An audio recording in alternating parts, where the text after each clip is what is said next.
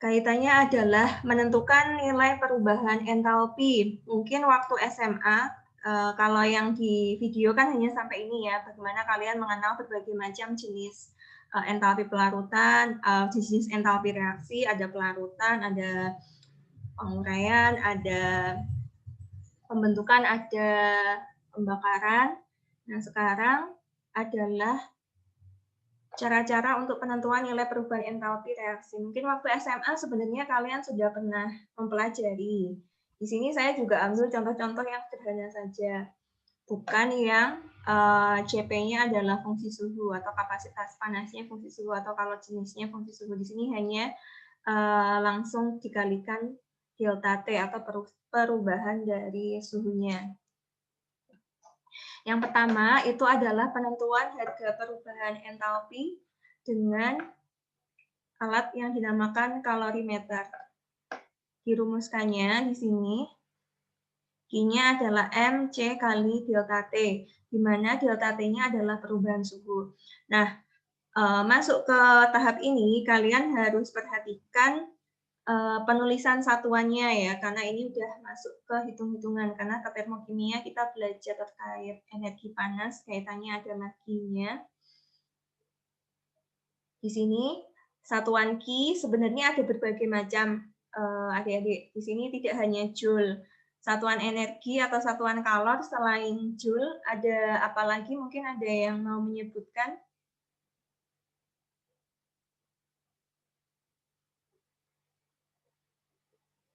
Halo? Tak tunjuk ya kakak tingkatnya, coba. Kakak tingkatnya ini namanya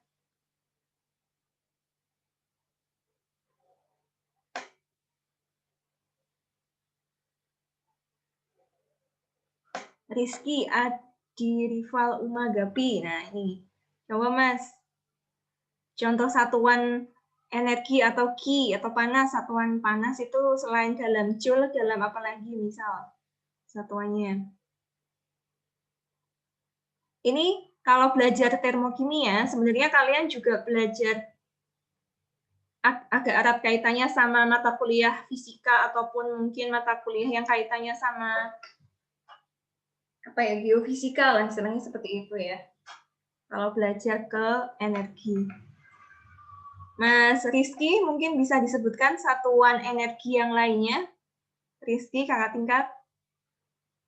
Masih gabung? Kalau enggak, coba Mas Daniel. Daniel Saputra. Boleh dinyalakan suaranya, Daniel? Bu, kok nggak ada suaranya? Ya, oh, ini ada. Iya. Apa tadi pertanyaannya, Bu? Satuan energi selain dalam Joule apa?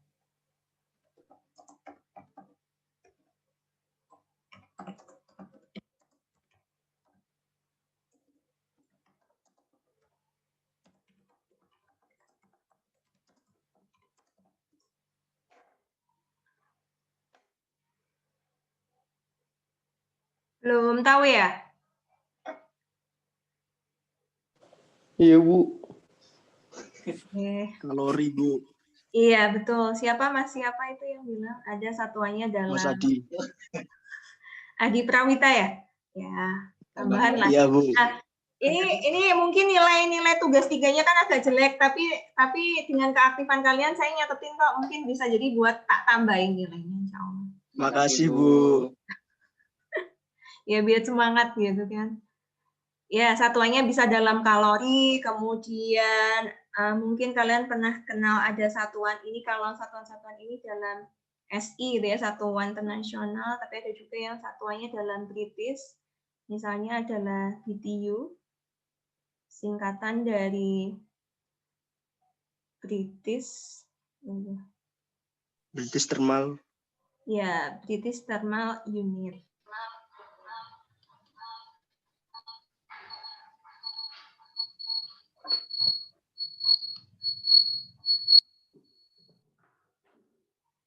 Kemudian ada satuan-satuan yang lainnya. Memang yang paling umum adalah dalam Joule.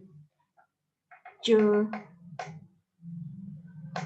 Joule itu sebenarnya hasil kali antara apa ya? Q itu seperti energi kan, gaya kali jarak ya. Newton meter itu sama dengan 1 Newton meter itu sama dengan 1 Joule. Kemudian massa pun satuannya banyak ya, tidak hanya terbatas pada kilogram, mungkin nanti kalau satuan dalam gram, mungkin dalam satuan pound, mungkin dalam satuan ons, dan lain sebagainya. Kalian harus hati-hati. Kemudian suhu.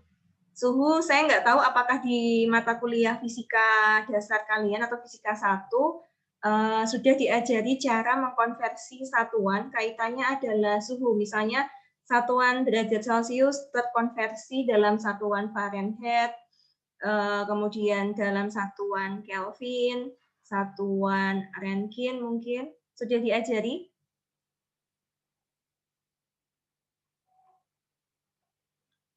Mbak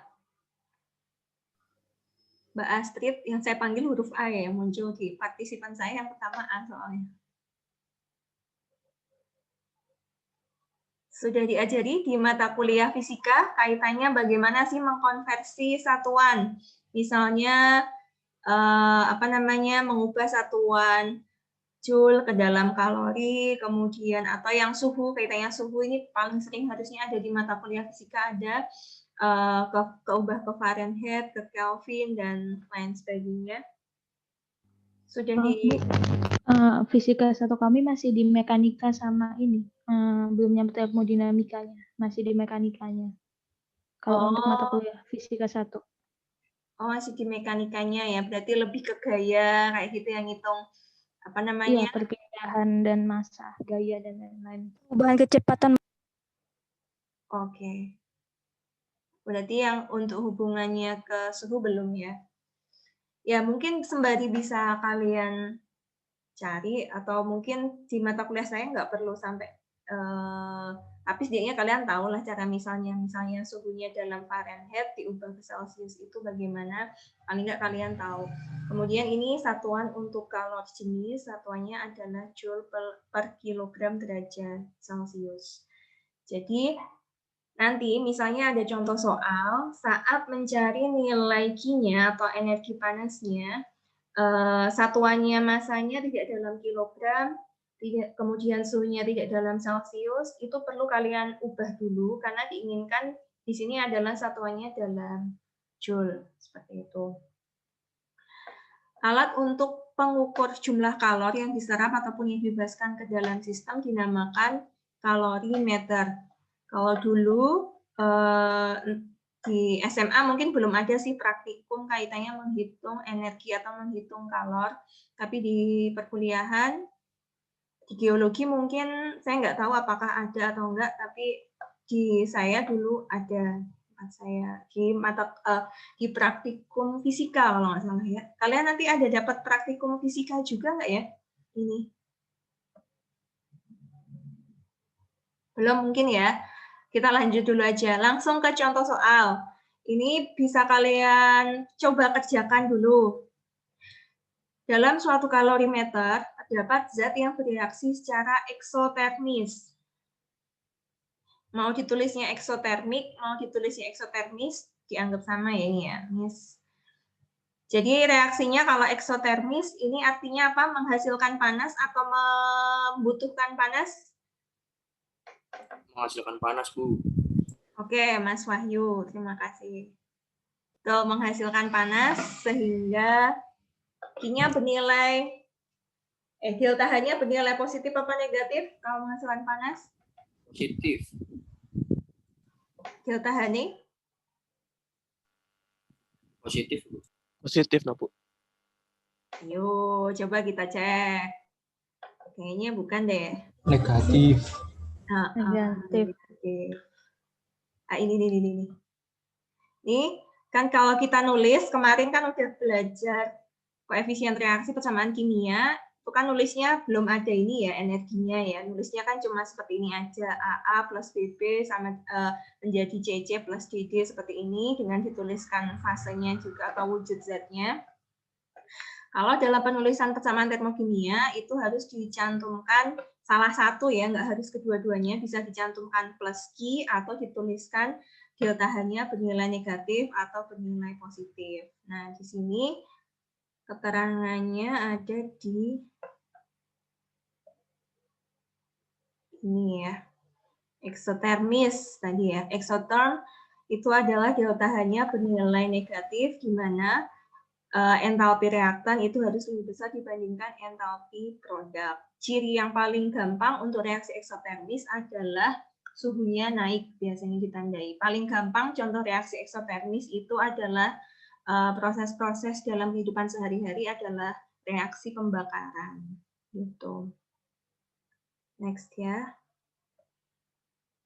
Yuk kita coba kerjain. Yang mau mencoba ngerjakan boleh ya dicoba.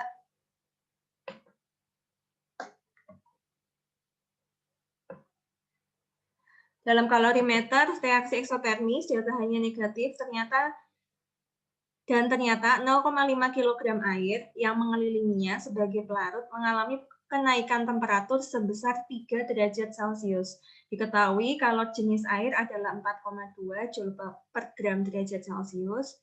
Berapa kalor reaksi zat yang bereaksi itu? Oke, ya. Cara pengerjaannya, karena rumusnya ini saya ambil rumus yang sederhana ya. Rumusnya cuma ini, nggak susah-susah kok di geologi. Penyelesaiannya untuk yang nomor 1, jawabannya kita tuliskan dulu yang diketahuinya dulu. Kita tahu bahwa yang diketahuinya ada satuannya dalam kilogram, berarti ini adalah massa. Massa dari air. Air rumus senyawanya apa? H2O. Oke. 0,5 kg. Kemudian diketahui mengalami perubahan kenaikan temperatur sebesar 3 derajat Celcius. Artinya ini apa? Data T2, ini apa Pak? T2. T2. Yang suhu itu T2 minus 1 bukan sih jadinya delta T? Betul. Ya, saya setuju yang itu. Kalau T2 min T1 sama dengan 3 derajat Celcius, itu betul. Tapi kalau tadi jawabnya T2, itu bukan. Jadi 3 derajat itu adalah delta T-nya ya, perubahan suhunya. Jadi yang dinamakan Q itu yang kita bisa hitung adalah perubahan suhunya ya. T2 min T1 3 derajat Celcius. Kemudian kalau jenis itu disimbolkannya kalau di sini C kecil. Ada juga yang mungkin nulisnya CP gitu ya. Tapi sini saya nyamain yaitu C. 4,2 Joule per gram derajat Celcius. Ya, ada rumusnya tadi kan Q sama dengan MC dt. Semua sudah ada di sini, sudah diketahui, maka kalian bisa mencari. Oke.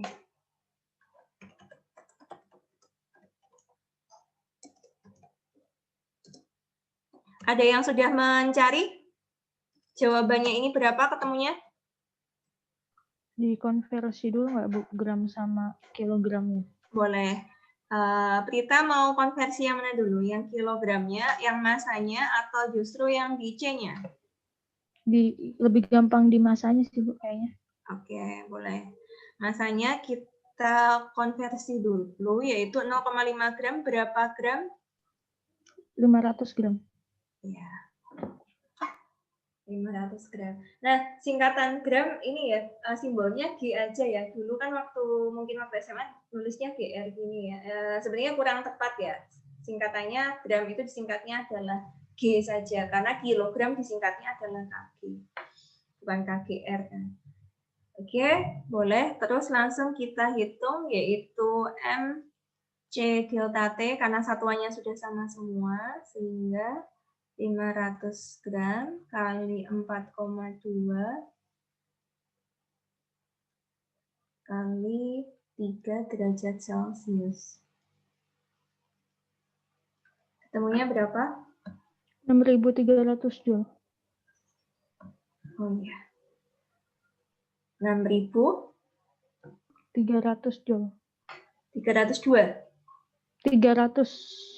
6.300 Joule.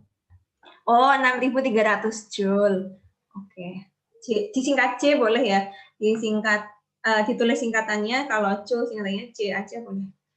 Oke, betul. Nomor 2.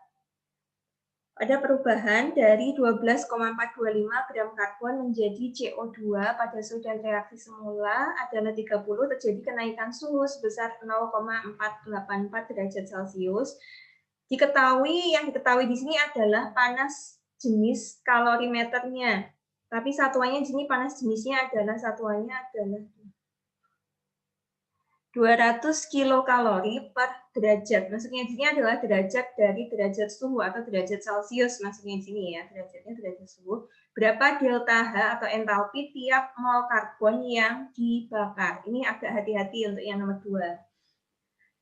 Cara pengerjaannya sama, kita cari dulu yang diketahui kita tulis. Apa aja? Q-nya. Oke, Mas Alaselo. Q-nya. Iya. Pakai rumus M kali C. Q macet dulu, Bu. Ini apa? Saya ikut Mas Alaselo. Q sama dengan? 12.425 dikali 200 KKL per derajat itu dikali 0,484 dari kenaikannya. Terus hasilnya jadi 1.202,74 KKL. Ini 12, itu bukan 12.000 ya, ini 12, ya. Oh iya. Tuh, tadi nulisnya MC delta T ini ya. Diketahuinya Ya. ini adalah 12,425 dikali 200. Maaf ya, ini gram. Ini Terus dikali sama 0,484. Oke. Ketemunya ini berapa? Ketemunya 1.202,74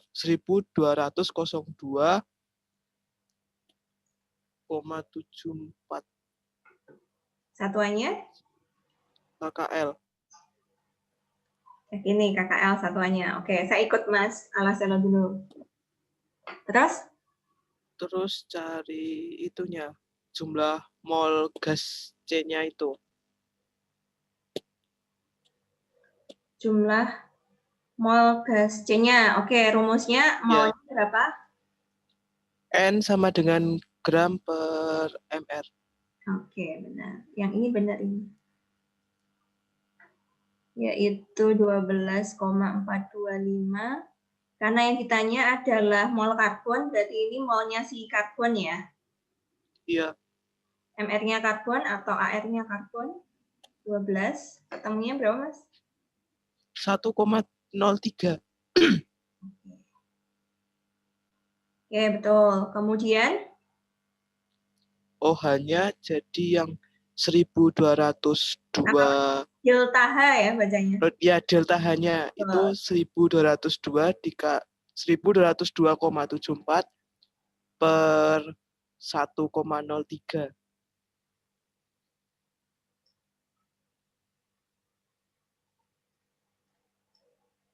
Ketemunya? 1.167,7 KKL per mol. Oke, hitung ya. Sip. Ada yang mau ini? Ada yang mau komen dulu jawabannya, Mas? Panggilannya siapa, Mas? Devta, Bu. Oh, Devta. Maaf. Oke, Mas Iya. Devta, ada yang komen dulu mungkin? Setuju dengan pengerjaannya Mas Devta?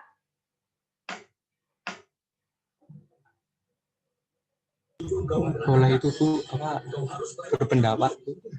Boleh, Mas Ahmad Zaki. Kalau itu Bu, delta H itu sama dengan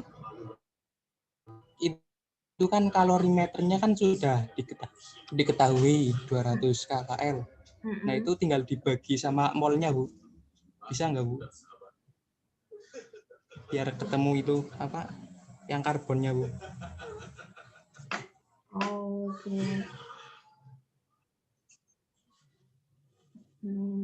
Saya nulis di mana ya? Ya, saya paham. Saya tak tulis di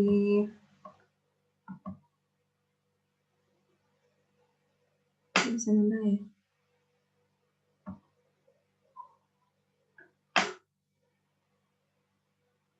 Oke ya, cara yang kedua di sini.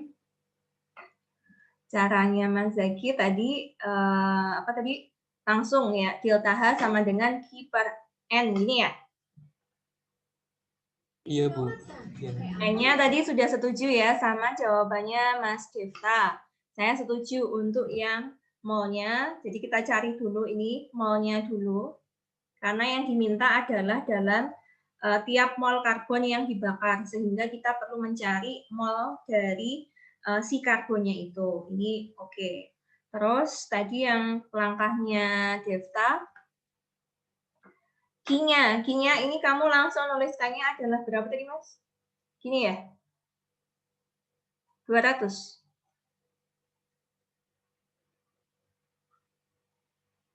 Halo? Zaki? Ahmad? Iya, Bu. Zaki? Dibagi 1,03 mol. Ini, langsung ketemunya ini ya?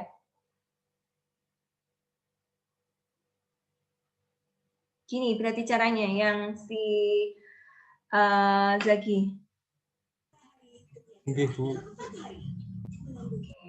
Ada lagi mungkin yang punya pendapat?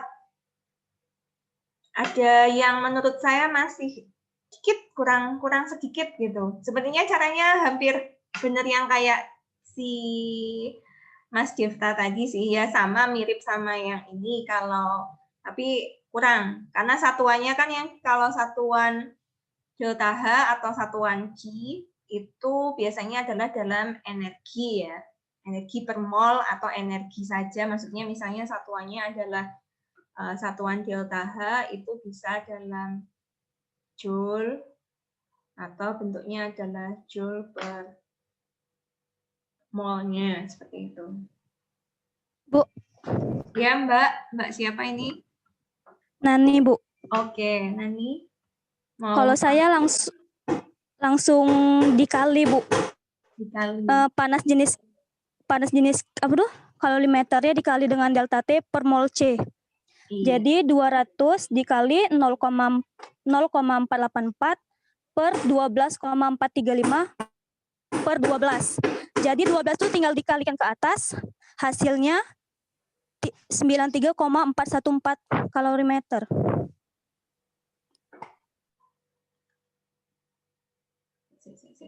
Emang berapa? Cepet banget ya. 0,484 ya. Ribut rumah saya, Bu. Apa? Rumah saya ribut. Oh, enggak kok. Aman.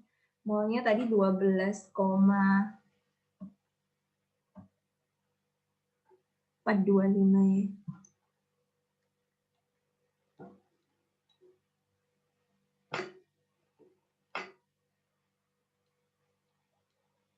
Oh iya, satuan mol kan tadi rumusnya ini ya. Mol itu adalah massa, kayak kemarin ya, massa dibagi AR atau dibagi MR gitu. Ini satuannya dalam gram, ini biasanya satuannya dalam massanya itu gram per mol atau gram per gram mol. Ininya tadi naik ya, gitu ya Mbak Nani ya? Iya, Bu. Oke. Ketemunya berapa? 93,414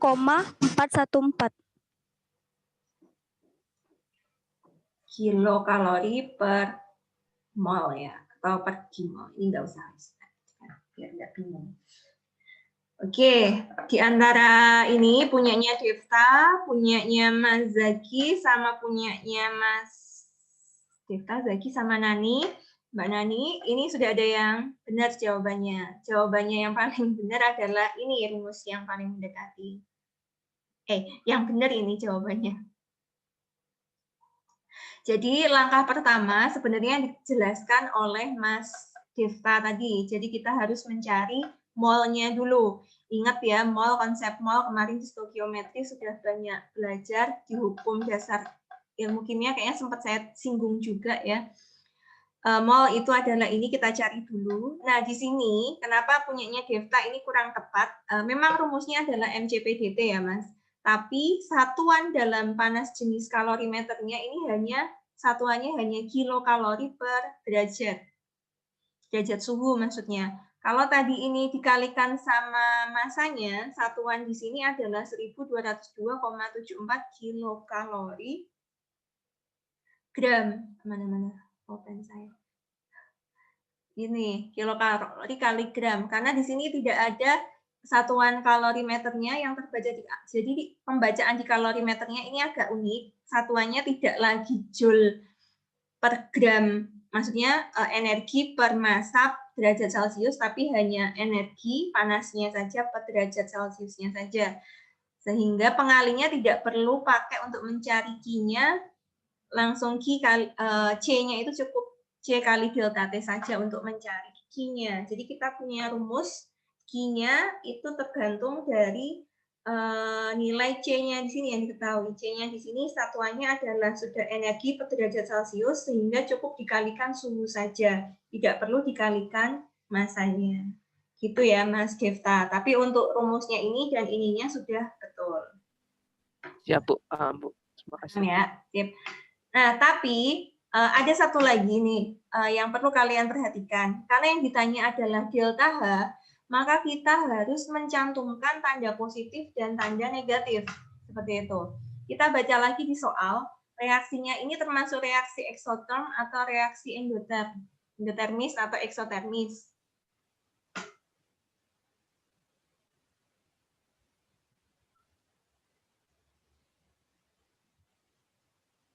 Ekso mungkin, Bu. Iya, benar. Ekso. Kalau ekso berarti delta H-nya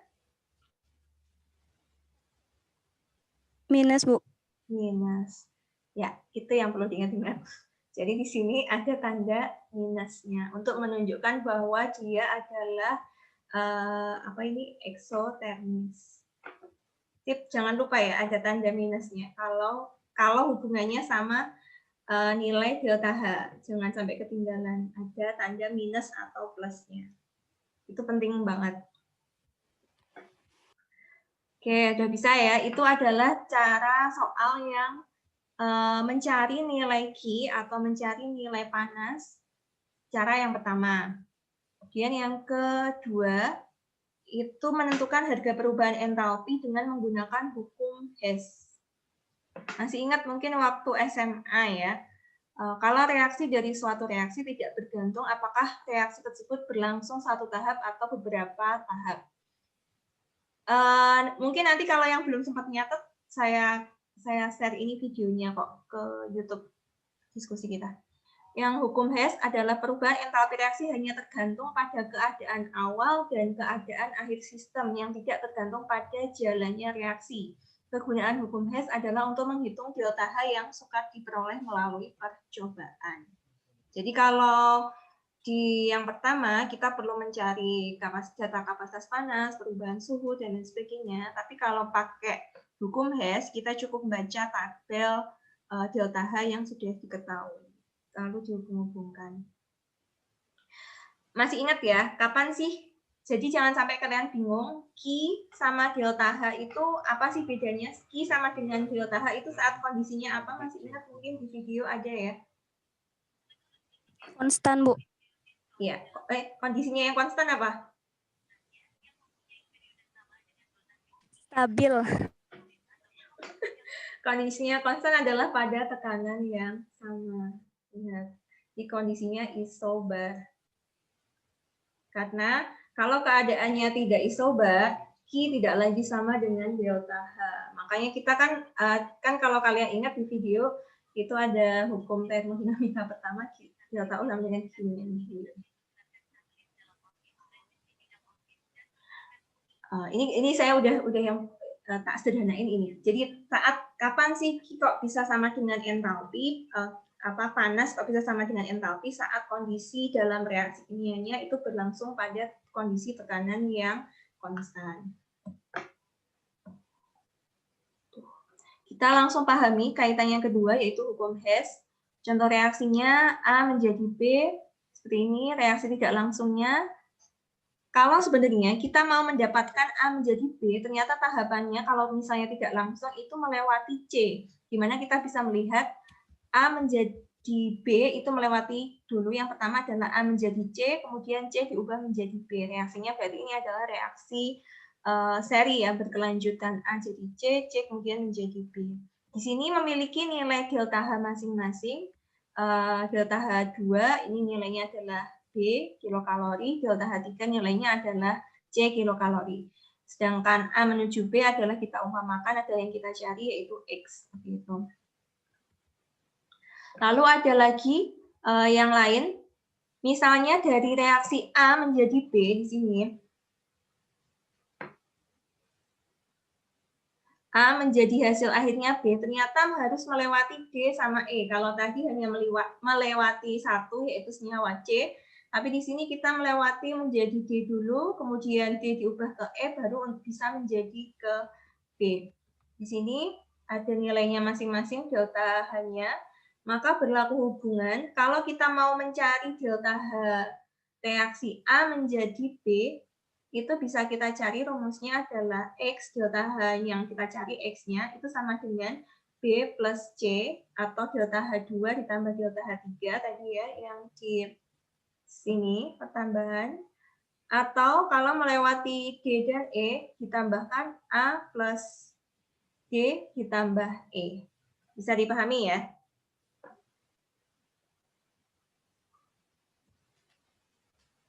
Ini diagramnya. Kita langsung ke contoh soal saja, biar cepat. Mungkin pertemuan untuk termokimia biar langsung selesai satu pertemuan sih. Tapi kalau nanti kalian merasa kecepatan, bilang ke saya ya, biar saya pelan-pelan juga. Saya ingin kalian biar dapat materinya juga dapat banyak sih.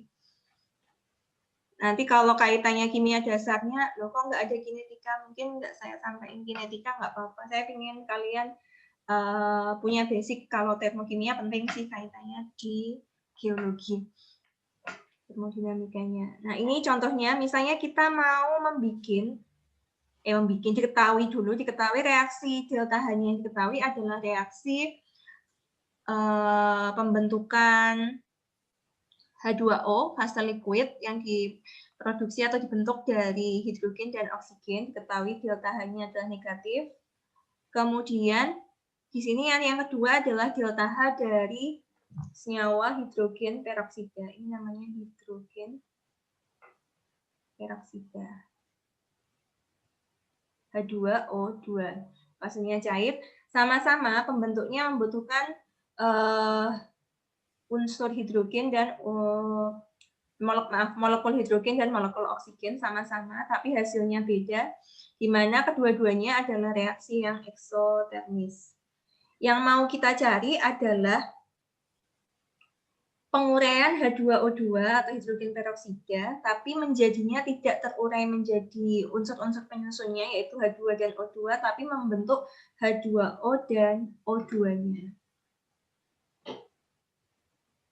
Nah, cara pengerjaannya, yang pertama yang harus kita lakukan, kita perhatikan dulu yang ada di ruas kiri, di sini, reaktannya, itu adalah H2O2. Sedangkan, ini jangan ditulis dulu ya, saya ingin ngajari kalian sebelum menemukan cara yang ini. Kita tuliskan caranya dulu, di sini mungkin. H2O2 itu di ruas kiri, sedangkan yang diketahui adalah delta H-nya adalah di ruas kanan. Sehingga kita harus mengubah dari delta H yang untuk reaksi kedua ini, kita tulis misalnya ini adalah reaksi 2, B, gini aja ya, reaksi B, ini yang reaksi A. Kita tulis dulu yang reaksi B, tapi dibalik. Jadi kita tuliskannya H2O2 menjadi, saya tak lewati dulu ya fasenya, nggak usah tak tulis, H2O2 menjadi H2 plus O2.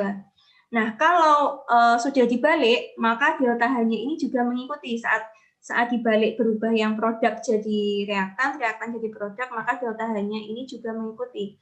Kalau yang semula adalah minus, maka jadinya adalah plus.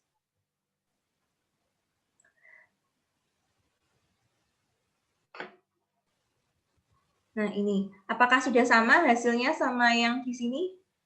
Nah, ternyata ada yang belum sama lagi. Ada yang tahu, yaitu koefisien reaksinya. Di sini koefisien reaksi dari yang ditanyakan adalah 2H2O2. Sedangkan yang saya tulis di sini adalah reaksinya hanya untuk reaksi 1 mol H2O2. Maka di sini harus kita kalikan 2. Kalau dikalikan 2 molnya, otomatis delta H-nya pun juga mengikuti dikalikan 2. Sehingga untuk reaksi B itu jadinya adalah 2H2O2 menjadi 2H2 ditambah 2O2, hasilnya adalah, maaf ini jadi plus ya, 89,6. Tuh. Itu untuk reaksi yang B. Jadi selain dibalik juga dikalikan 2. Bagaimana untuk reaksi yang A? Kita perhatikan reaksi yang A di sini adalah 2H2O. Kita bisa lihat 2H2O di sini sudah sesuai sama yang reaksi A. Sehingga kita bisa langsung menuliskan tetap gitu ya, nggak ada yang dirubah ya. Yaitu tulisannya adalah 2H2 ditambah O2 menghasilkan 2H2O, hasilnya adalah min 136.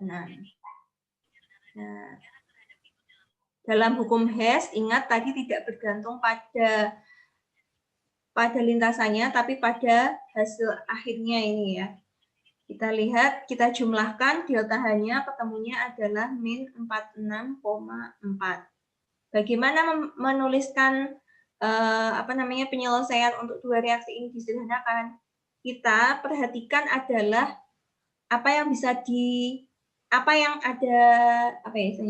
senyawa apa yang sama antara di ruas kiri dan ruas kanan yang bisa kita coret, istilahnya kita hilangkan, kita eliminasi. Kita perhatikan di sini, baik di reaksi B sama reaksi A itu ada molekul hidrogen dan molekul oksigen. Kita perhatikan di sini di reaksi yang B itu ada 2 molekul hidrogen, sedangkan di reaksi A juga ada 2 molekul hidrogen dan posisinya itu adalah posisinya itu berlawanan ya, yang satu sebagai produk, yang satu sebagai reaktan, sehingga kita bisa coret. Sedangkan untuk yang di O2 itu ada yang berbeda koefisiennya. Kalau di reaksi B, O2-nya ada 2 mol, sedangkan di reaksi A itu O2-nya hanya ada 1, sehingga lebih banyak yang di produk. Masih ada sisa 1. Sehingga hasilnya kita bisa menuliskan 2H2O2 menjadi, karena ini hilang ya, habis, tinggal yang di sini sisanya, yaitu 2H2O plus sisa dari O2 yang masih 2 dikurangi 1, yaitu O2. Begitu jawabannya. Ada yang bingung mungkin memahami hukum Hess dari contoh ini?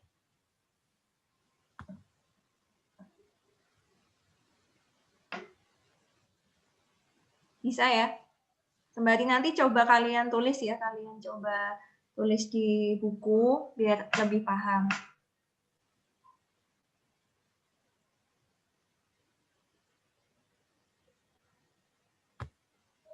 Mas Sadin, bisa dipahami?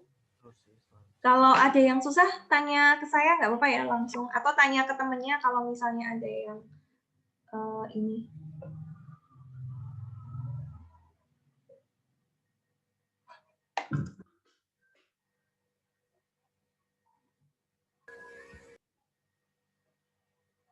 Baik, saya lanjutkan. Ini contoh yang lainnya. Wah, ini mungkin lebih agak kompleks ya. Kalau misalnya ada soal seperti ini, kira-kira bisa mengerjakan nggak? Misalnya Contohnya ganti nggak ini misalnya ya. Saya yakin bisa ya ngerjain ini ya. Caranya adalah kalian perhatikan yang ditanyakan itu ruas kiri apa ruas kanan dari di sini ada 3 reaksi ya. Kalian perhatikan ada yang pembentukan C26. C26 itu alkana ya, apa ini? Etana. C26 reaksinya adalah reaksi pembakaran membentuk 2CO2 dan 3H2O. Sembari kalian pelajari ya, hingga akhirnya ketemu di mana kalau saya kerjain mungkin saya akan ambil yang reaksi ketiga dulu. Reaksi ketiga adalah C26, yang diketahui juga C26 cuma dibalik, maka untuk reaksi ketiga hanya dibalik saja dan delta H-nya hanya berubah tanda saja. Oke, saya setuju. Saya lebih suka ngerjain yang dari sini ya, diketahui apa adanya C26, maka kita kerjakan yang reaksi ketiga dulu kita tulis. Kalau saya gitu. Tapi kalau kalian suka ngerjainnya udah bisa Bu, dari urut dulu aja, reaksi 1 dulu, reaksi 2, reaksi 3 urut juga nggak apa-apa. Kemudian di sini ada O2. O2-nya di sini mungkin agak menjebak ya, mungkin jadi saya nggak rekomendasikan kalian ambil yang O2-nya di sini. Tapi justru saya lebih akan mencari yang senyawa-senyawa yang lain. Misalnya ini adalah CO2. CO2 di sini adalah di ruas kanan, maka reaksi pertama itu pasti sama, tetap delta H-nya negatif. Hanya karena di sini koefisiennya adalah 2, otomatis reaksi 1 harus dikalikan 2. Gitu. Kemudian H2O-nya sama, ini udah benar di ruas kanan, sehingga delta H-nya juga tetap negatif. Hanya yang semula di sini awalnya adalah koefisiennya 1 atau 1 mol H2O, maka yang ditanyakan di sini ada 3 mol H2O, koefisiennya 3, maka kita harus mengalihkan min 68 kilokalori, kita kalikan 3. Gitu. Setelah itu namanya hukum Hess itu hukum penjumlahan, intinya kita hati-hati tanda negatif-negatif dan tanda positif ketemunya ini. Gitu. Jadi kalau misalnya ini nggak usah dicoret-coret, kalau kalian tadi udah nyamain koefisiennya udah sama, yang CO2, H2O sama C26, saya rasa ini nggak usah dicari ini berapa dicoret-coret, berapa ini 7/2, bener kan nggak usah dibuktikan, pasti benernya yaitu ditambah 7/2 O2 sama dengan yang ditanyain. Gitu penjelasannya.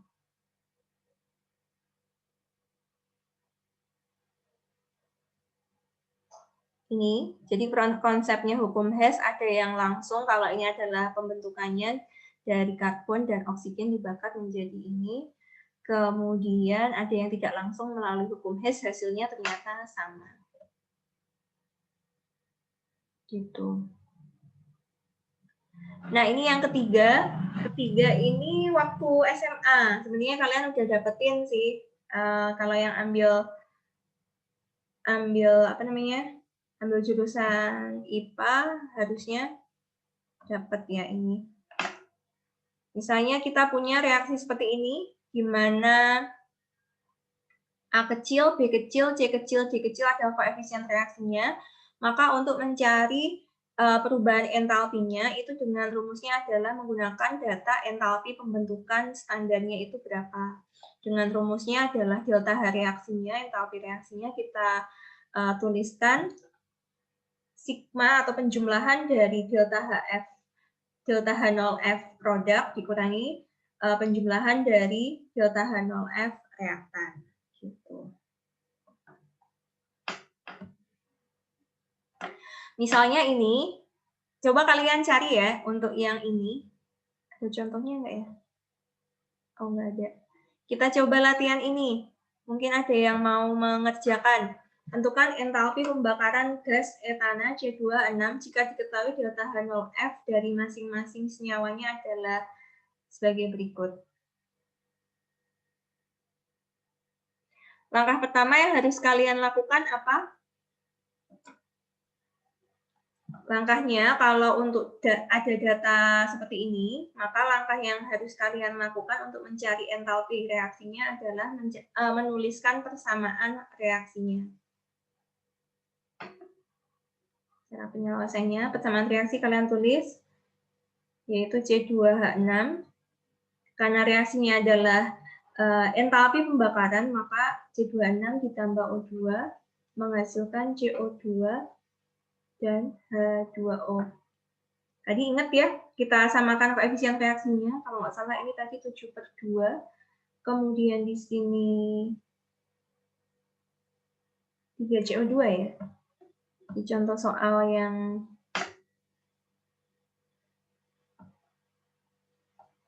C26 ditambah 7/2, 2 CO2 dan 3 H2O. 2 CO2 dan 3 H2O. Kita sudah menuliskan koefisien reaksi masing-masing, sehingga kita bisa mencari delta H pembakarannya atau delta H reaksinya. Kita tuliskan. Tadi kan penjumlahan antara delta H produk ruas kanan dikurangi dengan yang di ruas kiri. Kita perhatikan di ruas kanan ini ada produknya CO2 dan H2O. Nah, kita bisa menuliskan delta H sama dengan 2 kali delta H0F CO2 ditambah 3 kali delta H0F H2O dikurangi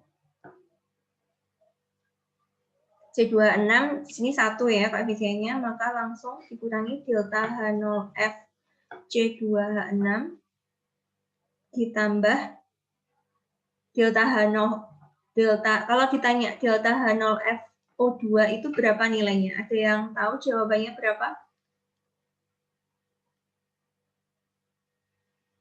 Kok nggak ada datanya, Bu, di sini?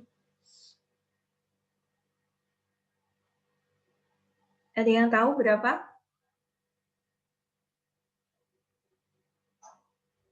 Mas Zaki tadi yang udah nyoba jawab. Minus ya, Bu, hasilnya, Bu. Apa? Minus. Minus, bukan. Mbak Prita mungkin? Dia yang tak hafalin ya. Gimana, Bu? Bisa diulangin tadi? Ini delta H0F untuk O2, kenapa kok datanya di sini nggak ada? Tadi Mas Zaki jawabnya minus. Kalau kamu kira-kira berapa delta H0F pembentukan O2 itu berapa? Ini datanya diperoleh di buku ya. Textbook saya nanti kasih deh di LMS bukunya apa, contoh-contohnya ada. Kira-kira tahu nggak delta H0F O2 Mbak Prita? Kayaknya dia positif deh, Bu, kalau ngeliat hasil dari di C2H6 ya. Positif.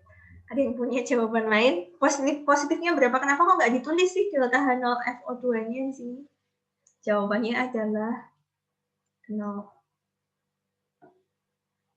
Kalian perhatikan, jadi pembentukan molekul-molekul diatomik, misalnya nanti ada reaksi dengan N2, reaksi dengan Cl2, ini delta H untuk senyawa molekul diatomik itu nilainya adalah 0 atau tidak memiliki entalpi reaksinya seperti itu.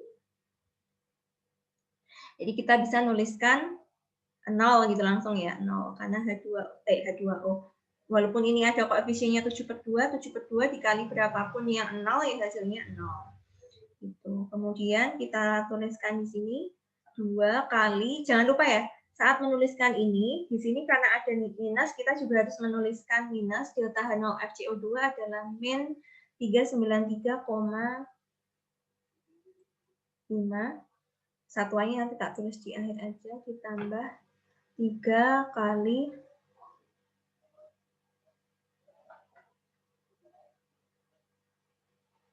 min 285,8.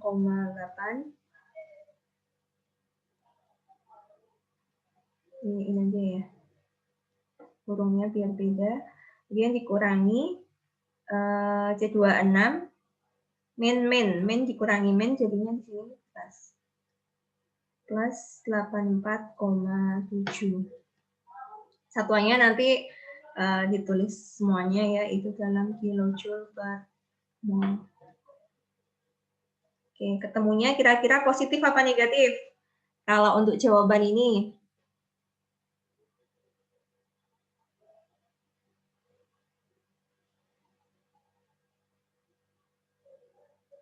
Mas Devta mungkin mau jawab? Mas Wahyu tadi sempat gabung. Positif apa negatif? Sambil dihitung kalkulator boleh ya. Cuma kalau dipahami, ini kan reaksinya pembakaran. Pembakaran itu menghasilkan panas, otomatis delta H-nya pasti hasilnya ini negatif.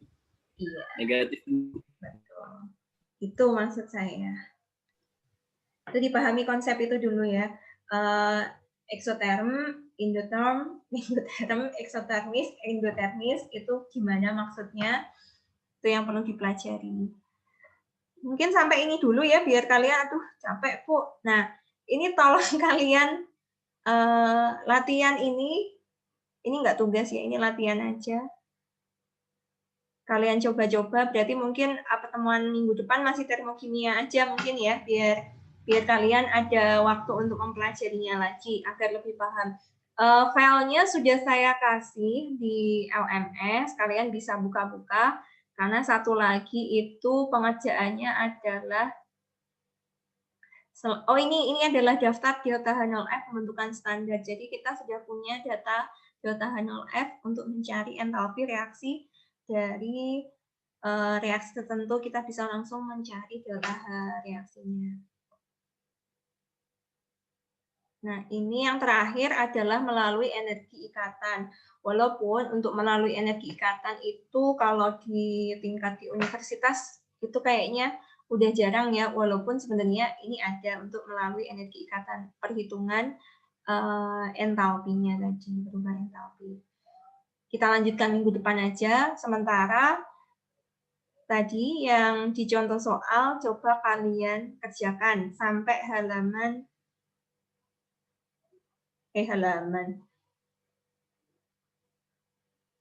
sampai mana? Mau yang mana? Kebanyakan. Buat latihan aja ya. Ini slide nomor 35 ini dikerjain buat latihan bukan tugas. Kemudian slide 36 ini juga coba dikerjakan. Diagram, buatlah diagram tingkat energi untuk penguraian gas amonia. Kalau kesulitan ya nanti kita bahas bareng-bareng kok. Ini cuma untuk latihan. Sama ini mungkin. Ini penting kayaknya perlu. Ya, anak geologi paling nggak bisa ngitung ini udah bagus. Udah sampai dari slide 35, 36, dan 37 aja ya. 35, 2 soal. 36 ini, dan 37. Atau mau jadiin tugas? Latihan aja, Bu. Iya, latihan. Latihan biasa aja, Bu. Ya, biar apa? Kalau nggak tahu, boleh tanya-tanya Ibu kan? Oh iya, boleh. Buat latihan aja. Oke, mungkin itu dulu. Nah, sembari saya mau akhiri, minggu depan aja deh mungkin. Saya udah ada contoh soal yang sebenarnya pingin saya coba ke kalian sih. Ibu. Iya, Iya. Berarti ini nggak dikumpulin. Cuma latihan biasa kan? Iya. Evaluasi kayak gitu. Iya, nanti kita bahas minggu depan. Berarti minggu depan masih bab termokimia. Kemudian nanti yang ini kan sudah pertemuan ke-13 ya. Kan kita masih ada 2 pertemuan lagi nih. Kalau Senin kayaknya nggak pernah kosong nih saya.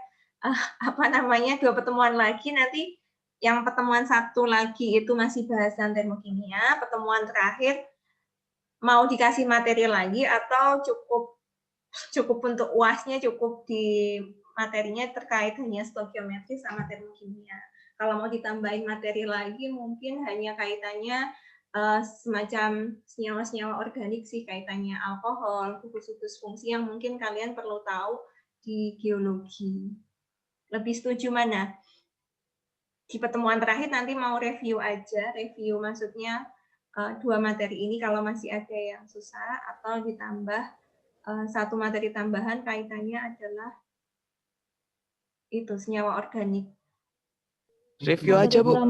Materi tambahannya di ini aja, Bu. Jadiin apa kayak kita dikasih filenya aja buat kita baca. Cuman di pertemuan terakhir di review aja. Iya, nah kayak gitu aja nggak apa-apa, Bu. Setuju kayak kita, Bu. Iya, Bu. Oke. Karena ini sih yang apa senyawa organik nggak ada hitungan sih, cuma teori aja. Mungkin video aja kali ya. Iya. Ya, Bu, Boleh, bisa. Bu, boleh. Iya, gitu bisa, Bu. Atau materinya juga bisa di-share, Bu. Oh iya, iya. Saya insya Allah materinya saya share ke LMS kok, tetap saya share ke kalian agar kalian bisa membacanya. Oke, mungkin itu dulu ya dari saya. Mudah-mudahan bermanfaat. Jaga kesehatan.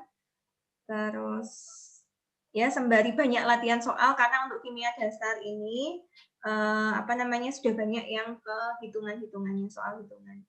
Gitu aja mungkin dari saya. 1 jam cukup ya, nggak usah lama-lama. Walaupun kuliahnya 3 SKS bukan berarti saya ya kuliahnya Bu Tias, Bu Dewi cuma 1 jam padahal kan 3 SKS. Saya banyak ngasih latihan kok sebenarnya, banyak ngasih latihan soal ke kalian. Itu aja mungkin. Jadi kalau latihan juga dikerjain. Wah ini si Wahyu Happy New Year ya. Ngasih apa ini trompet. Oke. Gitu aja mungkin dari saya, kurang lebihnya saya mohon maaf. Selamat sore semuanya. Wassalamualaikum warahmatullahi wabarakatuh. Terima kasih ya atas kehadirannya. Waalaikumsalam warahmatullahi wabarakatuh. Terima kasih, Bu.